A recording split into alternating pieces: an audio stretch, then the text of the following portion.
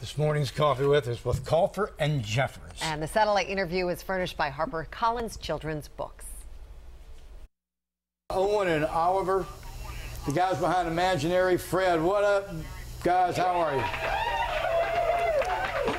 We're doing fine, thank you. Yeah. Who's making all that noise? Those are our imaginary friends that are in the studio here right now. Very good. Imaginary audience. Exactly. You know, I was reading some of the stats here. There's a stat on our info sheet about how many folks growing up had an imaginary friend. I did not, I must admit. But what is it? It's like... I did. Did you really? I did. Tell us about it. It wasn't even a human. I invented this little green animal. I called him Bodhi. He lived in my pocket, so I would never be alone. He was a little round. That's the weirdest one I've heard. They're calling me weird? They wrote a book about imaginary friends, and they're calling me weird. They didn't just call you weird. They just said that. They just put you at the top of the list as the weirdest they've ever heard. Very, yeah. Top 97 percentile. Seriously? Yeah. Now I'm embarrassed. Is that rude? It's okay, I'm Irish, it's fine. Well, let me ask you this, Owen, because, you know, you really are an engaging guy. And Oliver, you did the artwork. But I want to start with Owen real quick. No, but is this what we can expect from Imaginary Fred? Is it irreverent? Is it fun? Tell me about it. Yeah, it's fun. It's a little bit irreverent. I think it's fun for everybody.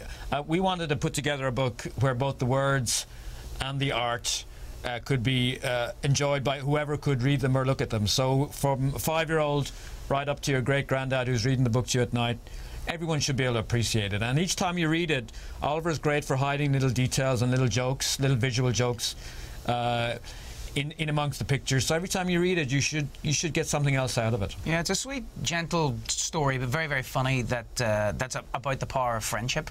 And yeah, as Owen says, I think everybody who reads it will love it. And it's about the humour and the work that you have to put into being a good friend, imaginary or not. Yeah.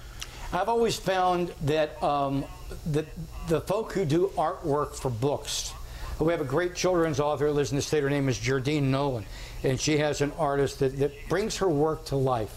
And Oliver, how did you come up with your imaginary friend? How did you picture all this in your mind? You had his words as a guidepost. I'm glad you brought that up, Marty, because the pictures are really complicated and take a really long time to do, much harder than writing the words, because he got done by lunchtime. But the pictures were very, very difficult and complicated, and I'm glad that you picked up on that, because I did most of the work. I'd just like to say, I think Oliver's been very rude to me and you, Lynn, as well. So I think there's no excuse for this kind of rudeness. Whenever Owen sent through the manuscript, I just immediately knew. I just had a flash in my head about what these characters should look like, and I made one simple drawing and sent it to Owen and thought, is this kind of the thing that you think might work? And luckily he said yes, because if he hadn't, I'd have probably crumpled up the piece of paper and walked away in a huff. Yeah. But he did say yes. I did eventually. First of all, I can't believe this! He's taken my genius! But no.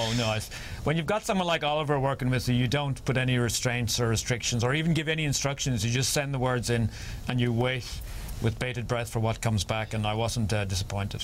Well, we worked back and forth an awful lot through the joys of Skype, where I would make drawings and then hold them up to the camera, because I was based in New York at this point, and still am, and Owen was based in Ireland, so we weren't in the same country, let alone the same city, and so we used technology to that end, where there's probably an easier way to do that than holding the drawings up to the camera. But I didn't even know I had a camera, and I was sitting there in my pajamas, so sorry about that. Hey, listen, guys, our satellite time is getting ready to slam shut on us. It's great to meet you both. What a dynamite concept, and your children's books are the finest literature going. As a parent of a 25 and a 20-year-old, I can tell other parents with young kids, that's where you make your bond. When you sit there and you read and you experience and you talk about it and you enjoy. And in my book, you guys are more important than Hemingway or all the rest of the novelists. I mean that sincerely. I like you, Marty. I like you. Thank you. And say goodbye to Bodhi for us, Lynn. Oh, I was waiting for I will not. We gotta go. He's right in there, right in there. Let's say, y'all, thanks so much for being with us. Back here in a bit with more.